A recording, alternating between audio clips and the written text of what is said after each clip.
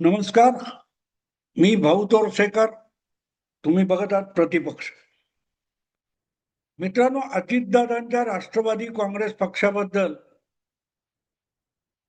जो काय धुरळा उडवण्यात आलेला आहे तो बसायचं नाव घेत नाहीये आणि म्हणून मी त्याला धुरळा उडवणं म्हणतो. कारस्थान हे असं असतं की त्याच्यामध्ये पहिल्यांदा लोकांचा गोंधळ उडवावा लागतो. या सगळ्या प्रकरणामध्ये मला असं दिसतं की अजितदादांच्या अपघाती मृत्यूनंतर ज्या पद्धतीमध्ये शरद पवार गटाच्या लोकांनी विलिनीकरण अजितदादांची शेवटची इच्छा विलिनीकरण असं जे काय चालवलेलं होतं तो सगळा विषय बारगळला. हळूहळू करत त्यांच्याच लोकांना हे मान्य करावं लागलं की आता हा विषय संपलेला आहे. अजितदादा स्वतःच त्यात पुढाकार घेत होते आणि आता अजितदादाचं हयात नसतील.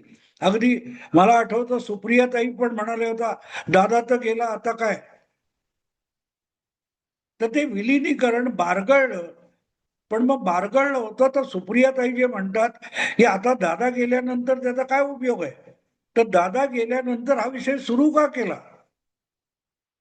जर अजितदादा गेल्यानंतर हा विषय आपोआप मागे पडला होता तर मग पुढले 4, 5, 7, 15 दिवस विलिनीकरण अजितदादांची शेवटची इच्छा वगैरे वगैरे हा विषय बोलणारे सगळेच्या सगळे शरद पवार गटाचे लोक का होते. आणि तिथून मग धुरळा उडवणे, कारस्थान, षडयंत्र या गोष्टी सुरू होत्या. त्या गोष्टीला आठवडा झाला नाही आणि सुनेत्रा वहिनी यांनी आपल्या कुटुंबियांना, म्हणजे अजितदादा वगळून उरलेले कुटुंबीय आहेत त्यांना विश्वासात न घेता थेट राज्याचा उपमुख्यमंत्री म्हणून आपल्या पतीचा वारसा आपल्याकडे घेतला. त्यानंतरच्या काळात शरद पवारांच्या गोटातले लाडके नातू रोहित पवार यांनी ज्या प्रकारचा भूलभुलैया निर्माण करण्याचा प्रयत्न केला, अपघात नाही तो घातपात आहे, आणि हळूहळू करत त्याचं सगळं खापर हे प्रफुल्ल पटेल आणि सुनील तटकरे यांच्या डोक्यावर फोडण्याचा प्रयत्न केला. तेव्हापासून मी एक गोष्ट सातत्याने सांगतोय की प्रफुल्ल पटेल आणि तटकरे यांच्यावर बालन आणून अजितदादांच्या निधनानंतर त्यांचा पक्ष बळकावण्याची डावपेच खेळले जात आहेत. भले ते विलिनीकरणाचा विषय संपला असं म्हटलं तरीही शरद पवार गटाकडून हे प्रयत्न चालू आहेत आणि त्यातून जितका भूलभुलैया निर्माण करता येईल तेवढा केला जात होता आणि ते प्रयत्न लपून राहिलेले नाहीत. आणि यामध्ये सगळ्यात मोठं संशयास्पद पात्र कोण असेल तो रोहित पवार आहे. रोहित पवारांची प्रत्येक कृती ही संशयास्पद आहे. अपघात घडवण्यामध्ये, घातपात घडवण्यामध्ये ते गुंतलेत असं मी म्हणणार नाही, पण ज्या प्रकारचा खोटा नाटा प्रचार रोहित पवार आपल्या ठेवणीतल्या पत्रकारांना आणि युट्यूबर्सना, सोशल मीडियावाल्यांना हाताशी धरून करतायत ते बघितल्यानंतर रोहित पवार हे एका मोठ्या षडयंत्राचा हिस्सा असावेत अशी शंका यायला जागा आहे. पण अशा विषयात बोललो तर परिवारामध्ये आपण नाक खुपसलं असं होऊ नये म्हणून प्रफुल्ल पटेल आणि सुनील तटकरे यासारख्या नेत्यांनी त्याविषयी मौन धारण केलं होतं किंवा तिकडे कानाडोळा केला होता. पण अनेकदा असं होतं की तुम्ही दुर्लक्ष केलं की यातले गुन्हेगार असतात त्यांची हिंमत वाढत जाते आणि त्यातूनच मग पुढची गोष्ट आली की राष्ट्रवादी पक्षात चाललंय काय, कोणाच्या ताब्यात आहे तो, कोण तो चालवतोय हेच कळत नाही, असं एक विधान रोहित पवारांनी केलं. आपल्या पक्षात काय चाललंय ह्याचा त्यांनाही पत्ता नाही आणि त्यांना चिंता सगळी दुसऱ्याच्या पक्षाची आहे. तुमचा पक्ष कोण चालवतोय. तुमचे अध्यक्ष वारंवार इस्पितळात दाखल होत आहेत, कार्याध्यक्ष पक्षाकडे बघायला तयार नाहीयेत, प्रदेशाध्यक्षाला कोणी विचारत नाहीये. अशा वेळेला अजितदादांच्या गटाचे 40 आमदार आहेत आणि तरी त्यांच्या पक्षात काय चाललंय याची चिंता रोहित पवार व्यक्त करतात आणि 1-2 दिवसाच्या आत एक नवीन बातमी येते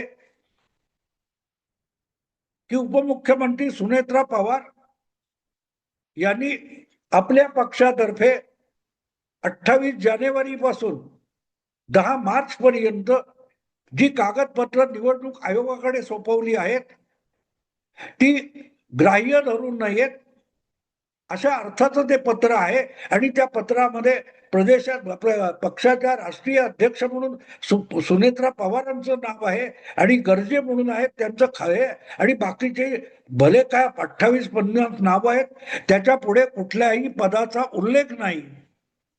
याचा अर्थच पक्ष परस्पर बळकावण्याचं जे तटकरे आणि प्रफुल्ल पटेल यांचं कारस्थान आहे ते हाणून पाडण्यासाठीच सुनेत्रा वहिनींनी हे पत्र लिहिलं आणि लगेच सुनेत्रा वहिनी ज्या काय आता काल परवा हा सगळा विषय आलाय कुठे बघा.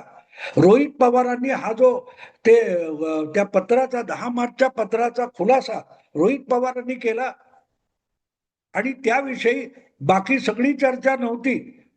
पण रोहित पवारांनी तो विषय काढला केव्हा की 2-4 दिवस आधी त्याच्यावर चर्चा व्हावी आणि मग सुनेत्रा वहिनी महाराष्ट्र विधानसभेचं अर्थसंकल्पीय अधिवेशन संपल्यावर दिल्लीला जाणार आहेत.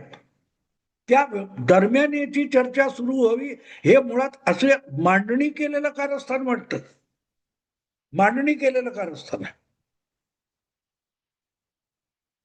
आणि मग सुनेत्रा वहिनी गेल्या तर त्यांच्याबरोबर प्रफुल्ल पटेल आणि सुनील तटकरे दिसत नाही दिल्लीमध्ये. यापूर्वी ते असायचे वगैरे वगैरे सांगितलं जाते. पण ज्या प्रकारच्या बातम्या आधी रंगवण्यात आल्या त्यानंतर आपण अकारण बदनाम होतोय, आपल्यावर खोटे नाटे आरोप होत आहेत याची वेदना जर तटकरे आणि प्रफुल्ल पटेल यांना होत असेल तर त्यांच्याही मनात एक शंका घातली गेली की सुनेत्रा वहिनी खरोखरच आपल्याकडे संशयाने बघतायत का. तुम्हाला आठवतं एका प्रसंगी प्रफुल्ल पटेल यांनी चुकून काहीतरी सुनेत्रा वहिनींच्या खांद्याला हात लावला त्याच्यावर देखील बेशरमपणे रोहित पवारनी आक्षेप नोंदवला होता. आपल्या मित्राची पत्नी आहे आणि ती दुःखात आहे अशा प्रसंगी कुठेतरी खांद्याला हात लागला म्हणून प्रफुल्ल पटेल यांच्यावर इतका घाणेरडा संशय सुनेत्रा वहिनींचा पुतणे घेतो. अशा पुतण्याशी सुनेत्रा वहिनींनी संपर्क ठेवणं किती योग्य आहे सुनेत्रा वहिनींनी विचार करावा. पण एक गोष्ट आहे की यातून संशय कल्लोळ निर्माण करण्यात रोहित पवार कमालीचे यशस्वी झाले. जेव्हा घातपात आणि अपघात हा गोंधळ त्यांचा नॅरेटिव्ह फेल गेलेला आहे त्यामुळे आता नवनव्या पद्धतीने अजितदादांच्या गटामध्ये गोंधळ माजून आमदारांमध्ये आणि स्थानिक पातळीवरच्या पदाधिकाऱ्यांमध्ये गोंधळ माजून या पक्षाला नेतृत्व फक्त शरद पवार आणि सुप्रियाताई आणि शरद पवार गट देऊ शकतो हे दाखवण्यासाठी एक परिस्थिती आणि माहोल बनवणं अशा स्वरूपाचं हे कारस्थान असू शकतं. आणि मग सुनेत्रा वहिनींचं नेतृत्व दुबळं आहे त्यांना कठपुतळीप्रमाणे वागवलं जातंय आणि म्हणून ही जबाबदारी आपल्याला नको म्हणून झटकत सुनेत्रा वहिनींनी शरद पवारांना शरण जावं यासाठीची परिस्थिती निर्माण करण्याचा डाव त्यामागे दिसतो. माझं तर म्हणणं असं आहे की हे पत्र जे काय 10 मार्चचं पत्र आहे याचा यापूर्वी कुठेही उल्लेख आला नाही. हा अचानक मार्च संपता संपता आला आणि तो सुद्धा रोहित पवार यांच्याकडून आला. त्यांनी ती स्थळप्रत जी असते ती माध्यमांना रोहित पवार देतात किंवा त्याचा बोलबाला करतात तेव्हा पहिली चौकशी याची व्हायला पाहिजे, तपास व्हायला पाहिजे की रोहित पवार सारख्या प्रतिपक्षाकडे विरोधी पक्षाकडे अजितदादा पवार गटाचं हे पत्र महत्वाचं डॉक्युमेंट गेलं कसं. किंबहुना हे खरोखरच सुनेत्रा वहिनींच्या सहीने निवडणूक आयोगाला गेलेलं खरं पत्र आहे की त्यांच्या नावावर भलत्याच कोणीतरी असला दस्तावेज तयार करून निवडणूक आयोगामध्ये दाखल करून घेतला आणि त्याचा बोलबाला सुरू केलाय? हे लक्षात घेण्यासारखं आहे मित्रांनो, हे लक्षात घेण्यासारखं आहे. जर विलिनीकरण करून पक्ष बळकावता येत नसेल तर मग तो पक्ष स्वतंत्र ठेवण्याची क्षमता असलेल्या आणि सुनेत्रा वहिनींना नेतृत्व परत उभं करायला मदत करू शकणाऱ्या दोन महत्वाच्या आधारस्तंभ नेत्यांना व्हिलन बनवायचं, त्यांचं विलनीकरण सुरू करायचं, त्याला खलनायक बनवायचे, जेणेकरून पार्थ पवार, जय पवार आणि सुनेत्रा पवार यांच्या सकट एकूणच जगाच्या मनामध्ये प्रफुल्ल पटेल आणि सुनील तटकरे यांच्याविषयी आशंका आणि संशय निर्माण व्हावा आणि अजितदादांच्या पक्षामध्ये आणि त्यांच्या आमदार सहकार्यामध्ये बेदिली माजावी, यासाठी रचलेलं हे एक मोठं कुभांड आणि कारस्थान आहे की काय अशी मला दाट शंका येते. आणि म्हणून या व्हिडिओद्वारे मी सुनेत्रा वहिनींना आवाहन करीन की त्यांनी मुख्यमंत्र्यांना हा सगळा प्रकार जो आहे त्याचा तपास करायची विनंती करावी की माझ्या पक्षाचं एक महत्वाचं डॉक्युमेंट, महत्वाचा दस्तावेज हा आमच्या विरोधी असलेल्या पक्षाच्या आमदाराच्या हाती गेला कसा, रोहित पवारांपर्यंत ह्या प्रकाराची, ह्या काय त्या दस्तावेजाची प्रत पोहोचली कशी याचा तपास व्हायला पाहिजे.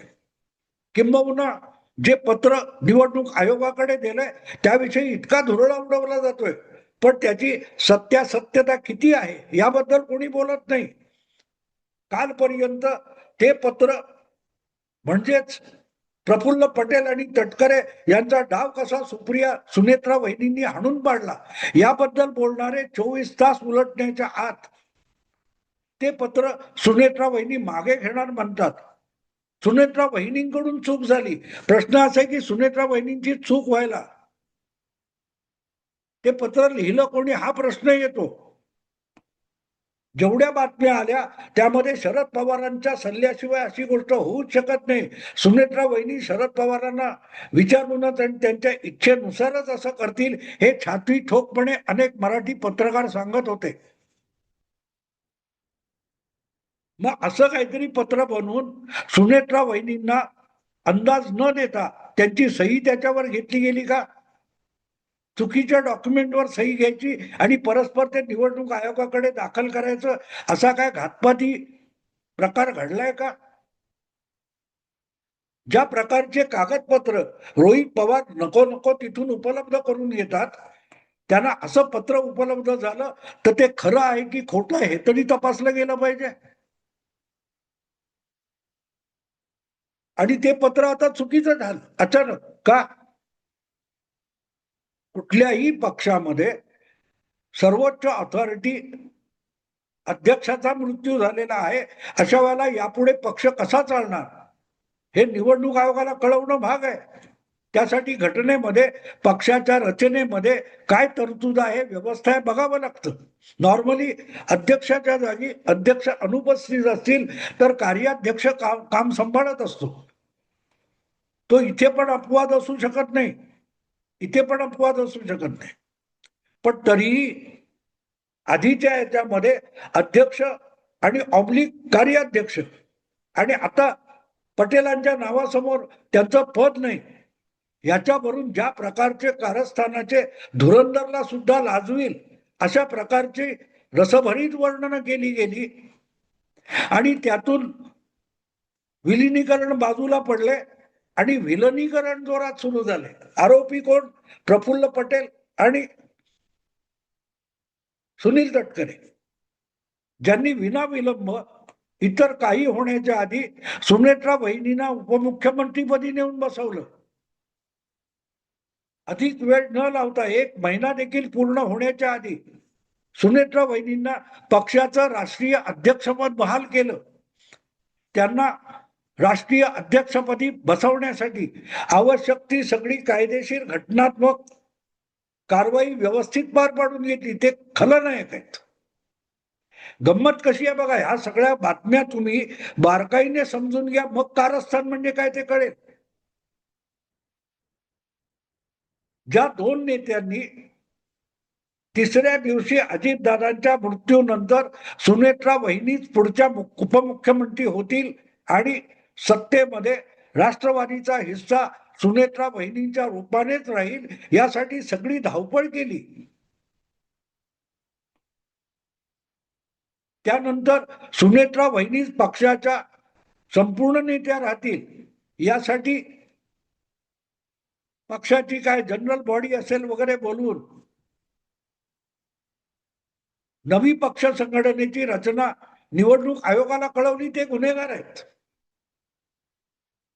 आणि अशा रीतीने खोटे नाटे आरोप करून अगदी सुनेत्रा वहिनी सुद्धा तपास का मागत नाहीत घातपाताचा, असं बोलणारे रोहित पवार यांच्या शब्दावर सगळे विश्वास ठेवणार.